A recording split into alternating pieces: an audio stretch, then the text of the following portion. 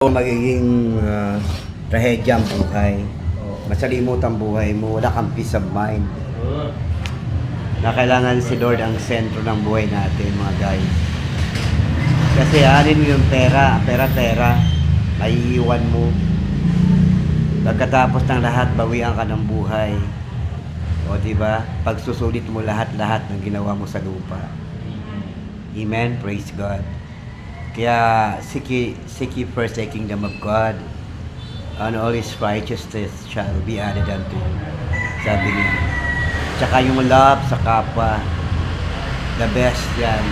Kailangan i-express mo, ipakita mo sa kapwa mo na mahal mo siya. Di ba, Day? Kasi ang pagmamahal, yung pagmamahal na nanggagaling sa Panginoon. Love is God, God is love. Yun ang sabi sa Bible.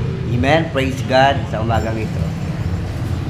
Purihin natin ang Panginoon dahil pagkagising sa umaga, andun yung buhay. Patuloy pa rin tayong magala, humihinga. Kaya praise God. Salamat Lord sa lahat ng blessings in spite of our weaknesses, God. Thank you Lord. In spite of our wicked ways, Lord, ito kayo lagi sa aming buhay. Handa kami gabayan, pangunahan. Salamat ng maraming salamat. Thank you God. Kaya mga guys, kailangan nating mag-church or kahit sabay tayo mag-pray tayo.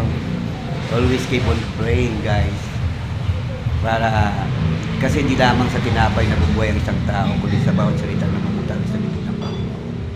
Ibig sabihin, makinig tayo ng words of God at ipamuhay natin yung ating pakinggan. Diba? Amen? Ayan si Jong, oh. Yan yung Praise God. Kapatiran, oh.